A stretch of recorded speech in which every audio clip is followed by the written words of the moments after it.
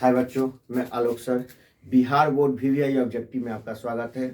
YouTube पर आप search मारिएगा गोल्डन लाइफ आलोक सर, तो उस पर एक एक वीडियो आ जाएगा। जो भी स्टूडेंट जो 2022 में एग्जाम देने वाला है उसको यह डर है कि मैट्रिक में मैथ में 100 में 100 कैसे लाएं, तो मेरा एक बार ऑब्जेक्टिव देख लीजिए, क्योंकि नंबर ऑफ क्वेश्चन ना देखें, आपको कम बनाना है, चूज करके बनाना है। एक एक हमारा ऑब्जेक्टिव क्वेश्चन देखिए, जो भी ऑब्जेक्टिव है इसी टाइप से आएगा, इससे एगो एक्स्ट्रा नहीं आएगा। यदि मेरा ऑब्जेक्टिव क्लास कोई पूरा देख लेता है तो 6 महीना का पढ़ा हुआ काम नहीं आएगा, लेकिन मेरा ऑब्जेक्टिव क्लास देख लेता है तो उसका एक एक ऑब्जेक्टिव 50 क्वेश्चन बनाना है ना 100 में, तो 60 बना कर लाएगा, लेकिन एक कम नहीं बनाएगा। 49 उससे नहीं बन सकता यदि अच्छा से देखा है और बनाया है तो।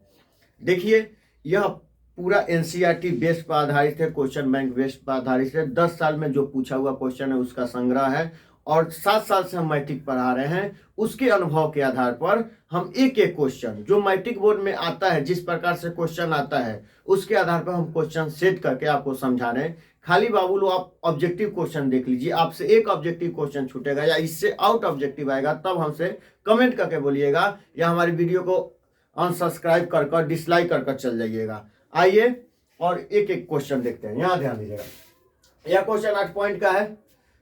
त्रिकोणमिति का इसमें कर रहा है cos 60 degree, cos 30 degree, sin 60 degree, sin 30 degree का मान होगा।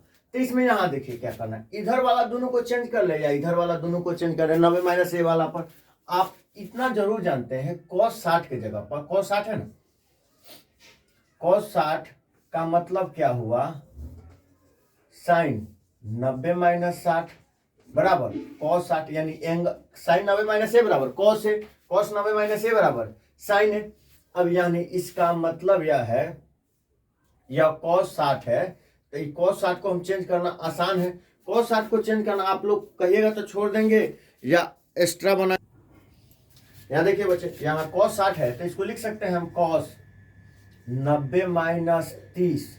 अब बोलिएगा क्यों, क्योंकि 90 में से 30 जाएगा तो साइन cos 60 का cos 60 होगा ना, और एक एंगल होगा ना, इनटू इसको भी लिख सकते हैं cos 90 माइनस 30 लाना है तो 60 घटाएंगे, यानी इसमें से 60 घटा देंगे, 60 घटा देंगे तो कितना हो जाएगा, 90 माइनस 60 बराबर 30 होगा, यानी cos 30 हो जाएगा। लेकिन इसका एक सूत्र होता है, या तो सेम टू सेम हो जाएगा sin 60 और sin 30। एक सूत्र होता है cos 90 माइनस ए बराबर sin ए, तो ए जो है 30 है, ए जो है 60 है, तो cos 90 माइनस ए बराबर क्या हो जाएगा, sin 90 माइनस ए sin 30, और cos 90 माइनस ए बराबर यानी cos 90 माइनस 60 बराबर sin 60, cos 90 माइनस 30 बराबर sin 30, और cos 90 माइनस 60 बराबर sin 60। और यहाँ भी सेम टू सेम है, तो आप क्या कर लीजिए, जितना है उतना में से घटेगा, माइनस sin 30 पहले कर लीजिए, उसके बाद sin 60 कर लीजिए, या आगे पीछे रहे इंटू, मेरा बात तो वही है, 2 गुने 3 या 3 गुने 2, यानी यह पूरा पूरा कर जाएगा। आंसर इसका क्या होगा, 0। आंसर इसका 0 होगा। त्रिकोणमिति अनुपात में देख लीजिए, या त्रिकोणमिति का जो भी फॉर्मूला होता है, यदि 2 को है माइनस में, सब्ट्रैक्शन में है, तो क्या होता है, 0 होता है, प्लस में है तो 1 होता है। यह जनरल समानता अधिकांश ऐसा होता है, हो सके दूसरा भी हो गए, लेकिन समानता ऐसा होता है, माइनस रहे तो 0 होता है, 2 को त्रिकोणमिति रहे तो, और प्लस रहे तो 1 होता है। अब यहाँ ध्यान दीजिएगा, निम्नलिखित में कौन अपरिमेय संख्या है, तो अपरिमेय संख्या है, इसके लिए ऑप्शन दे रहे हैं, आप बताइए। अपरिमेय संख्या है तब ये सॉरी ऑप्शन नंबर ए √2 बट्टा √7, ऑप्शन नंबर बी √5 बट्टा 2√5, ऑप्शन नंबर सी पाई, ऑप्शन नंबर डी सभी। अब बताइए कौन अपरिमेय संख्या, लड़का देखिएगा, अरे वाह कौन अपरिमेय संख्या, यह भी अपरिमेय है, यह भी अपरिमेय है, यह भी, सभी मार देगा।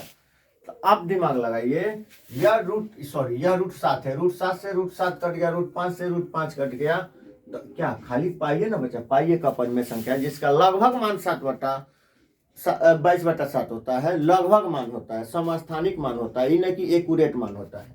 यहाँ देखिएगा, यदि अल्फा प्लस बीटा, अल्फा एवं बीटा द्विघात समीकरण x² 3 - 3x + 5 के शून्यक हो तो अल्फा प्लस बीटा का मान होगा। देखिए, ऐसा द्विघात समीकरण से ऐसा क्वेश्चन प्रत्येक साल आता है, समझ लीजिए ऐसा क्वेश्चन छपा है। यदि द्विघात समीकरण का शून्यक अल्फा प्लस बीटा है तो 1/α 1/बीटा ज्ञात कीजिए प्लस में करके, या अल्फा इंटू बीटा ज्ञात कीजिए। ऐसा क्वेश्चन हर साल आता है, इस साल भी आएगा। बस अब अल्फा प्लस बीटा की जगह पर अल्फा इंटू बीटा दे दे, या 1/α 1/बीटा दे दे। ये क्वेश्चन हम सॉल्व करा दिए पीछे वाला वीडियो में। एक एक मेरा ऑब्जेक्टिव देखिए, वो क्वेश्चन छूटेगा तब हमसे पूछिएगा कि सर यह क्वेश्चन छूट गया। अब यहां ध्यान दीजिएगा, अल्फा प्लस बीटा, तो अल्फा प्लस बीटा का डायरेक्ट सूत्र होता है -b/a, -b/a, -b का मान, -b का मतलब x का गुणा, यानी x के बगल में क्या है -3, एक सूत्र का माइनस, ये नहीं कि डायरेक्ट -3 रख दी, एक सूत्र का भी माइनस है बाबू, और x² गुना कुछ नहीं तो एक माइनस माइनस प्लस 3/1, यानी 3 आंसर हो जाएगा, ये राइट आंसर। इसी तरह एक एक क्वेश्चन, बस कंसेप्ट समझना है आपको। हाय बच्चों, अब यहाँ देखिएगा, यदि दो संख्याओं का गुणनफल 2166 है एवं उनका मासा 19 है तो उनका लसा होगा। आप लोग को इससे पहले हम सेम क्वेश्चन बताए थे, HCF गुने LCM बराबर दो संख्याओं का गुणनफल, यानी पहली संख्या गुने दूसरी संख्या। तो दोनों संख्या का गुणनफल ऑलरेडी आपको क्वेश्चन में ही दे दिया है 2166। अब LCM आपको दे दिया है, LCM कितना दिया है, सॉरी HCF दिया, यानी मासा दिया है। तो आपको सिंपल में HCF के जगह पर 19 और LCM बराबर 2166। LCM बराबर क्या हो जाएगा, यह गुना है तो उधर जाएगा तो क्या हो जाएगा, भागा होगा, गुना है तो क्या हो जाएगा, भागा हो जाएगा, बटा 19 से कटा दीजिए, 19 से कम 19, 21 में से 19 जाएगा तो कितना बचेगा 2, फिर 2 पर 6 उतरेगा, आप भागा दे दीजिए। नहीं आपको एथी हो रहा है तो भागा दे दीजिए, आपको नहीं समझ में आ रहा है तो भागा दीजिए, कोई दिक्कत नहीं है। 19 से कम 19 2, फिर 19 से कम 19 ही होगा 15, सॉरी 16, तो 7, अरे 16 में से 9 गया तो 7, 9 7 16 ना, यह कट गया, ऊपर से क्या 6 उतरा, 19 के बराबर है, 19 को 76 तो 4, यानी कितना हो जाएगा, इसका राइट आंसर हो जाएगा 114। सिंपल में ऐसा क्वेश्चन बार बार देता है, ऐसा क्वेश्चन ये नहीं कि एक बार देता है, ऐसा क्वेश्चन बार बार देता है। आप लोग को सिर्फ जब ऐसा क्वेश्चन है HCF LCM दिया है और दो संख्या गुणनफल ज्ञात करना है तो गुना कर देना है, या अब यहां देखिए अगला क्वेश्चन, HCF LCM गुने पहली संख्या गुने दूसरी संख्या। यदि पहली संख्या है दूसरी संख्या ज्ञात करना है और HCM LCM का गुना दिया है तभी आप ज्ञात कर सकते हैं। यदि LCM दिया है यानी लघुत्तम दिया है, मासा ज्ञात करना है, दोनों संख्या का गुणनफल दिया है या दोनों संख्या दिया है, तभी आप ज्ञात कर सकते हैं सूत्र। तो इससे पहले भी ऐसा क्वेश्चन हम एक बनाए हैं। आइए यहां देखिएगा, यदि बहुपद PX एक गुणनखंड PX का एक गुणनखंड x+1 हो तो बहुपद PX का एक शून्यक होगा। ऐसा क्वेश्चन आसान है, PX का गुणनखंड शून्यक का है तो x+1 बराबर 0, यानी x बराबर प्लस है तो उधर जाएगा -1, यही राइट आंसर हो जाएगा। ऐसा क्वेश्चन 9th में सेम चैप्टर का क्वेश्चन है, 9th का क्वेश्चन है, जबकि मैट्रिक का ऑब्जेक्टिव पूछता है तो आप लोग ऐसा क्वेश्चन आए तो खट देना 0 करके प्लस उधर जाएगा तो क्या हो जाएगा, माइनस हो जाएगा, क्योंकि रैखिक समीकरण है। रैखिक समीकरण का घात क्या होता है, 1 होता है, तो उसका शून्यक भी 1 होता है। द्विघात समीकरण का शून्यक 2 होता है, त्रिघात समीकरण का शून्यक 3 होता है। यहां ध्यान दीजिएगा, समीकरण निकाय 6x - 2y, 6x - 2y plus 9 बराबर 0 और 3x - y प्लस 1 प्लस 12 बराबर 0, यहाँ 12 है, सॉरी 3x - y प्लस 12 बराबर 0 है। तो 0 का आलेख 2 रेखाएं हैं जो समपाती है, समांतर है, केवल एक बिंदु पर प्रतिच्छेद करती है, कोई नहीं है। तो इसमें देखना है कि यह क्या है। तो आप लोग इतना जरूर जानते हैं, जब भी दो रैखिक समीकरण युग्म में है तो उसके 3 हल होते हैं और 3 रेखा और 3 आलेख होते हैं। यह एक होता है A1 बटा, सॉरी ध्यान देखिए इसमें, A1 बटा A2 बराबर B1 बटा B2 does not equal C1 बटा C2। तो ये क्या होगा, अगर ग्राफ का है तो समांतर ग्राफ होगा और कोई हल नहीं होगा या असंगत होगा। तो पहले निकाल लेते हैं क्योंकि ऑब्जेक्टिव है। यहां देखिएगा, A1 कितना है 6, A1 6 और A2 3, 6 बटा 3 यानी कितना हो जाएगा 1 बटा 2, सॉरी 3 दूना 6 यानी 2 बटा 1 उसके बाद b1 बटा b2 निकाल रहे हैं। b1 कितना, b1 मतलब y वाला, तो -2, और इसमें कितना है -1। अरे y का गुणा कुछ नहीं है तो 1 है ना, 2 का इस y का क्या हो जाएगा -2। यह होता है a1 b1 c1, और दूसरा समीकरण वाला a1 a2 b2 c2। अब यहां देखिएगा b2 कितना है, y का गुणा कितना है -1 है, माइनस से माइनस कट गया, यानी इसका भी हो जाएगा 2 बटा 1, या खाली 2 लिखिए। c1 बटा c2 देखिए, c1 कितना 9 और c2 कितना 12, 3 3 का 9, 3 चौको 12, यानी यह बराबर नहीं है। इसका मतलब a1 बटा a2 बराबर है b1 बटा b2 के, डज नॉट इक्वल c1 बटा c2। इसका मतलब ग्राफ क्या होगा, समांतर होगा। यदि ग्राफ न पूछे, यदि यह पूछे कैसा हल होगा, तो असंगत हल होगा या इसका कोई हल नहीं होगा। ग्राफ पूछे तो समांतर ग्राफ होगा, यानी बी इज राइट आंसर। ऐसे एक एक क्वेश्चन हम बनाएंगे। अब देखिए बच्चों 7वां नंबर क्वेश्चन, यदि a बराबर 2 के पावर 3 गुने 3 गुने 5 और b बराबर 2 के पावर 4 गुने 5 गुने 7, तब लसा a और b होगा, यानी लसा a और b होगा, यानी a और b का लसा कितना होगा। तो लसा मतलब लघुत्तम। यदि HCF पूछे तो HCF उसे कहते हैं जो दोनों में कॉमन हो, तो या 2 के पावर 3 या 2 के पावर 4 है, तो जो दोनों में है वही होगा HCF। लेकिन लसा पूछ रहा है तो यहाँ पावर में देकर आपको कंफ्यूजन किया है। तो लसा मतलब कभी भी उभयनिष्ठ संख्या का गुणनफल ही लिखते हैं। तो यहाँ देखिएगा लसा a और b का लसा हो जाएगा, इसमें 2 के पावर 3 है गुने 3, जो दोनों में है उसको एक बार, इतना समझ लीजिए, जो दोनों में है उसको एक बार। उभयनिष्ठ का मतलब जो दोनों में है उसे उभयनिष्ठ कहते हैं। जैसे एक दो रूम को बीच में दीवार रहता है, उस दीवार को क्या कहते हैं, उभयनिष्ठ कहते हैं, यानी वह दीवार इस रूम में भी है उस रूम में भी है। उसी तरह उभयनिष्ठ का मतलब दोनों में है, यानी जो दोनों में है उसको एक बार, जो दोनों में है उसको एक बार, और जो दोनों में नहीं है उसको पूरा लिखेंगे। यहां देखिएगा दोनों 2 के पावर 3 इसमें भी है, 2 के पावर 4 है, इसका मतलब 2 के पावर 3 और 2 है, तो यानी इसमें लिख लिए, जो दोनों में है उसको एक बार लिख लिए 3, यहां ध्यान दीजिएगा। उसके बाद ये 2 के पावर 4 है ना, तो एगो 2 बच रहा है ना, तो उसको भी लिख देंगे। उसके बाद 3 गुने 3, क्योंकि 3 एक में 5 दोनों में है तो एक बार, दोनों में है तो एक बार, अब गुने 7। अब गुना कर लीजिए, यहां देखिएगा 2 के पावर 8 हो जाएगा, 2 के पावर 3 8 हो जाएगा, 8 दूना 16, 16 3 48, 48 में 5 से गुना कर लीजिए, उसके बाद 7 से गुना कर लीजिए, जो आएगा वही आंसर होगा। अगला क्वेश्चन, आप लोग गुना कीजिएगा, अपने से जब तक गुना नहीं कीजिएगा कैसे बनेगा। किसी द्विघात बहुपद के शून्य की यदि 5 - 3 है तो द्विघात बहुपद होगा। किसी द्विघात बहुपद का शून्य 5 एवं -3 है तो उसका शून्य होगा। यहां समझिएगा बहुपद का शून्य क्या होता है, x कहे या y कहे, ऑप्शन के अनुसार देखेंगे। यदि y वाला में ऑप्शन है तो y बराबर लिखेंगे, x वाला में ऑप्शन है तो x बराबर लिखेंगे। x बराबर ही ना होगा 5 और -3, यानी यह प्लस से इधर आएगा तो माइनस, यह माइनस है तो इधर आएगा तो क्या होगा प्लस। दोनों को गुना कर लेंगे, एक बार x में दोनों से करेंगे तो x², x में दोनों से करेंगे माइनस है तो सॉरी माइनस से इधर आएगा तो क्या हो जाएगा प्लस हो जाएगा। x में दोनों से करेंगे x², x में 3 से करेंगे प्लस 3x, समझिएगा।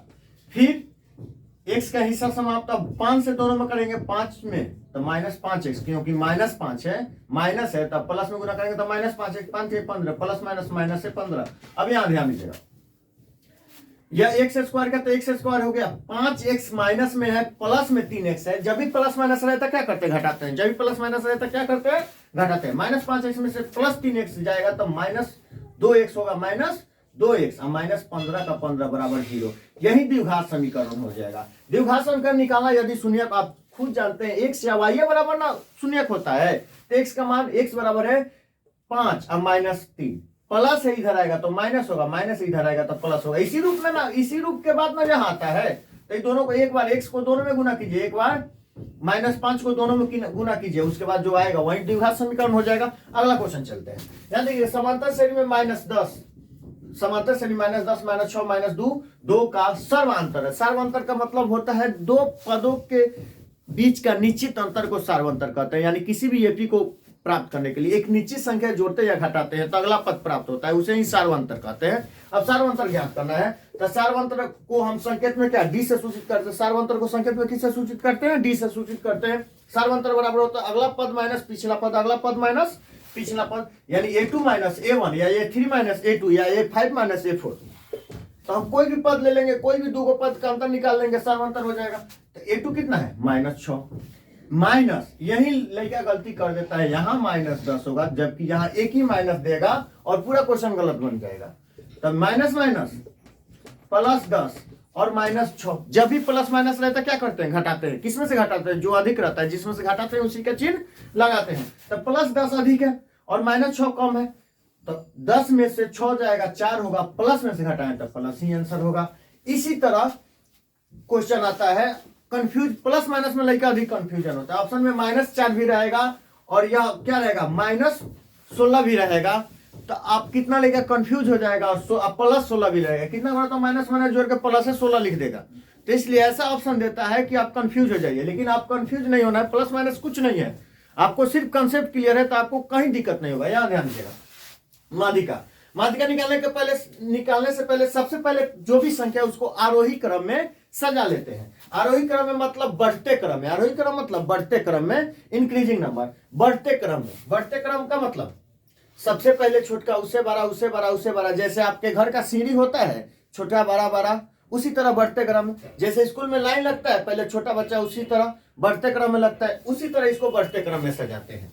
यहाँ देखिएगा 3, उसके बाद 5 है, 5 से बड़ा क्या है 6 है, 6 से बड़ा क्या है 7 है, 7 से बड़ा क्या है 8 है, 8 से बड़ा क्या है 9 है, और 9 से बड़ा क्या है 10 है, और 10 से बड़ा क्या है 12।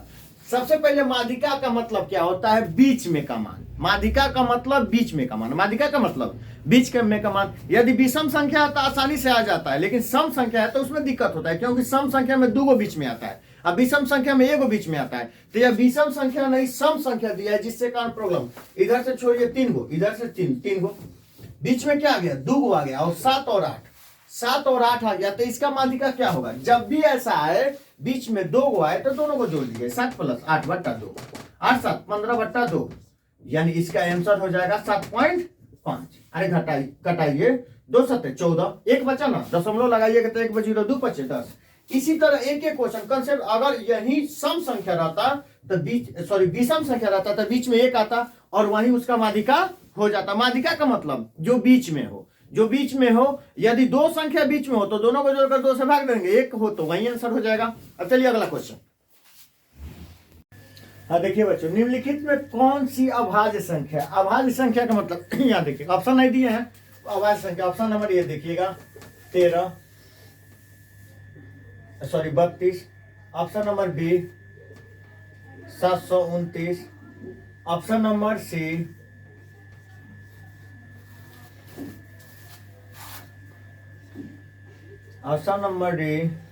37। अब यहां देखिएगा कौन अभाज्य संख्या, तो अभाज्य संख्या किसे कहते हैं पहले यह जानिएगा। अभाज्य संख्या कहते हैं वह संख्या जिसका गुणनखंड एक और स्वयं को छोड़कर, यानी जिसका 2 गुणनखंड हो और एक और स्वयं को छोड़कर दूसरे किसी अंक से वह पूर्णतः न विभाजित हो, उसे अभाज्य संख्या कहते हैं। यहाँ ध्यान दीजिएगा 132, यहाँ 1 से कटेगा, 132 से भी कटेगा और 2 से भी कटेगा। 2 से कटने का क्या नियम है, जिस संख्या के अंत में 2 का पहाड़ा हो वह 2 से कटता है। अब यहाँ देखिएगा बी ऑप्शन 729 है, तो 729 तो 9 का घन होता है, 27 का वर्ग होता है, उसे मतलब है। यहाँ देखिएगा 7 2 9 9 है, 9 9 18, यानी किसी संख्या का योग 9 3 से कटे तो पूरा संख्या भी 3 से कटता है, 9 से कटे तो पूरा संख्या भी 9 से कटेगा। यानी यह भी 1 और 729 को छोड़कर दूसरा अंक से कट रहा है, तो यह भी नहीं होगा। यह 2 है, 2 के पहाड़ा है तो 2 से कटेगा, और 1 और स्वयं को छोड़कर 2 से भी कट रहा है। लेकिन 37 देखिए, 37 1 से कटेगा, 37 से कटेगा, बीच में कोई संख्या से नहीं पूर्णतः नहीं विभाजित होगा, कटेगा लेकिन पूर्णतः विभाजित नहीं होगा, यानी डी इज राइट आंसर। उसके बाद कह रहा है किसी घटना ई के लिए पीई प्लस पीई नहीं, ई पीई नहीं का मतलब नई घटना का प्रायिकता बराबर होता है, तो आप 1 होगा इसका आंसर राइट। कभी कभी यह क्वेश्चन दे देता है किसी घटना ई के लिए पीई की प्रायिकता इतना है तो पीई नहीं की प्रायिकता ज्ञात करें, तो इसी सूत्र पर हम ज्ञात करते हैं। दो सिक्के यहाँ देखिए बच्चों, रैखिक समीकरण युग्म 2x 3y plus 5m 4x 6y बराबर 15 कि कितने हल है? अद्वितीय, 3 हल, अनगिनत हल।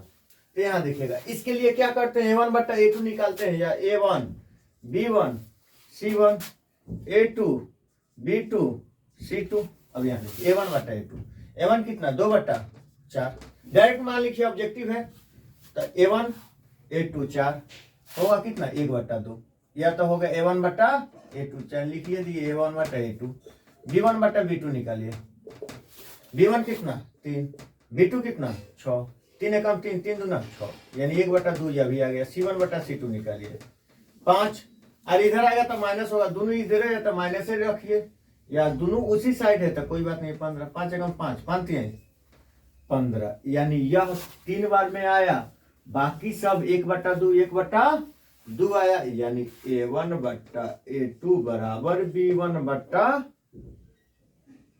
b2 dot not equal c1 बट्टा c2। तो क्या होगा? अब कहिएगा हाइयो ऑप्शन सही है, प्रतिच्छेदी सॉरी संपाती ऑप्शन नहीं, इसमें कोई नहीं सही है। हल कर रहा है, यदि ग्राफ पूछता था, ग्राफ कैसा होता, समांतर होता, लेकिन हल पूछ रहा है तो ऐसा क्वेश्चन का अनगिनत हल होता है, सॉरी ऐसा क्वेश्चन का, यहां देखिएगा, यानी a1 बट्टा a2 b1 बट्टा b2 does not equal c1 बट्टा c2, यानी c1 बट्टा c2 बराबर नहीं है। तब क्या होगा? अगर ग्राफ कहे तो समांतर होगा, ग्राफ कहे तो समांतर होगा या असंगत होगा, हल कहे तो कोई हल नहीं होगा। इसमें अद्वितीय हल दिया है, 3 हल दिया है, अनगिनत हल दिया है, प्रतिच्छेदी, संपाती दिया है, इसमें कोई ऑप्शन उससे मैच नहीं कर रहा है, इसका कोई हल नहीं होगा, कोई हल नहीं, हल नहीं, समझे कि नहीं? या असंगत, या यहाँ देखिएगा, यदि x प्लस 2 3x और 4x प्लस 1 समांतर श्रेणी में हो तो x का मान ज्ञात करना है। समांतर श्रेणी में तो ऊपर मिटा दें, यहाँ देखिएगा, यानी AP है क्या, x प्लस 1 है, x प्लस 1 है, 3x है, और क्या है 4x प्लस 1 का मान हाँ ना,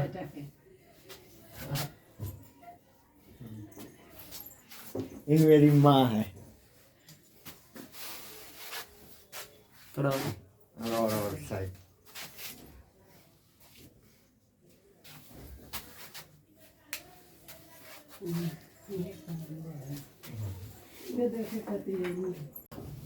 यहाँ देखिए, AP क्या है, x प्लस 2 है, 3x है और 4x प्लस 1 है। तो सबसे पहले यह समांतर श्रेणी में है, इसमें d निकालिएगा तो गलत हो जाएगा।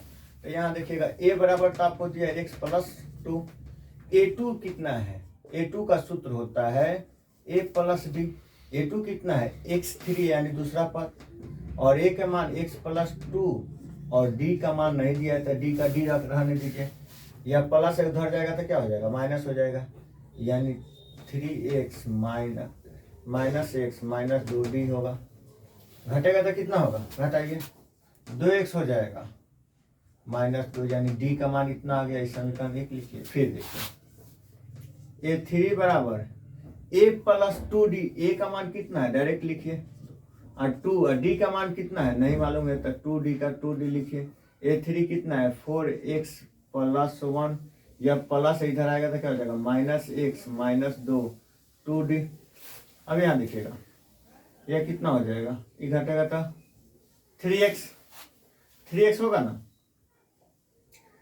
3x आया हो जाएगा 3x आया कितना हो जाएगा माइनस 1 2d। अब यह 2 गुना है तो इधर आएगा तो क्या हो जाएगा, बट्टा में हो जाएगा, बट्टा 2, यानी d बराबर इतना हो जाएगा। यह समीकरण 2 हो गए, दोनों d के बराबर है, दोनों d के बराबर है, यानी समीकरण दोनों का दायां पक्ष क्या है d है, समांतर से, यानी दोनों का दायां पक्ष बराबर, तब बायां पक्ष भी बराबर हो जाएगा, यह हो जाएगा 3x माइनस बट्टा, अब ये हो जाएगा 2x माइनस 2 हो गया। दोनों का बायां पक्ष बराबर होगा कि नहीं, दोनों का दायां पक्ष बराबर है तो दोनों का बायां पक्ष बराबर होगा। अब यहाँ देखिएगा, एक आप आसान करने के लिए 2 कॉमन लीजिए तो x माइनस 1 हो जाएगा। यह 2 से यह यहाँ देखिएगा, यह क्या है, भाड़ा इधर आएगा तो गुना होगा तो कितना हो जाएगा, 4 हो जाएगा ना। इसका मतलब यह हो गया 3x माइनस 1 4x माइनस 4 होगा। अब यहाँ देखिए, इसको इधर लाइए या इधर लाइए, इधर लाइएगा तो ये 3x माइनस 4 होगा ना। आई हो जाएगा कितना, माइनस 4 और माइनस 1 तो कितना हो जाएगा, माइनस 5। आई हो जाएगा माइनस x, तो दोनों से माइनस क्या हो गया, कट जाएगा। तो यानी x का मान जो आएगा कितना होगा, 5 होगा। x का मान जो आएगा कितना होगा, 5 होगा। अब अगला क्वेश्चन देखिएगा, समांतर श्रेणी इतना इतना का बराबर पद, a बराबर आपका 14 है, d बराबर अगला में से पिछला यानी 9 में से 14 घटाइएगा तो माइनस वाला अधिक है, तो यानी कितना हो जाएगा, 5, यानी 9 5 14 माइनस होगा, माइनस 5 होगा। अब यहाँ a बराबर पद तो a प्लस a 12 का मतलब a प्लस 11d, a का मान कितना है, सॉरी a का मान 14 है तो 14, a का मान 14 प्लस 11, d का मान कितना है माइनस 5 तो 14, 11 5 55, प्लस माइनस माइनस 55 है, माइनस अधिक है प्लस कम है तो आप लोग घटा लीजिएगा। इसी की तरह इसको बना लीजिएगा आप अपने से, जोड़ घटाव नहीं आएगा तो आएगा मैट्रिक क्लास में। इसी तरह एक एक वीडियो आपको मिलता रहेगा, जो भी स्टूडेंट है जो 2022 में एग्जाम देने वाला, एक बार पूरा वीडियो देख लीजिएगा ना तो आपका एक ऑब्जेक्टिव क्वेश्चन छूट जाएगा, या सब्जेक्टिव की बात हो जो चैप्टर पढ़ा दिए हैं उस चैप्टर संबंधी एक क्वेश्चन नहीं छूटेगा। आप एक रील्स देखते हैं उसको वायरल करते हैं, इसको भी वायरल कीजिए अधिक से अधिक। देखने के बाद मात्र आपके लिए हम इतना घंटा मेहनत करते हैं, आप मेरे लिए आधा मिनट मेहनत कर दीजिएगा, सिर्फ लाइक और शेयर कर दीजिएगा, ग्रुप में शेयर कर दीजिएगा। इससे क्या होगा, मुझे मोटिवेशन मिलेगा और इसी तरह यूट्यूब पर हम बने रहेंगे और पूरा जोश जुनून से पढ़ाएंगे, थोड़ा सा आपके एक आधा मिनट देने के लिए। चलिए, अब इसी तरह आप लोग का समय तो बहुत कम है, आप लोग कंटिन्यू पढ़िए और अपना ध्यान रखिए।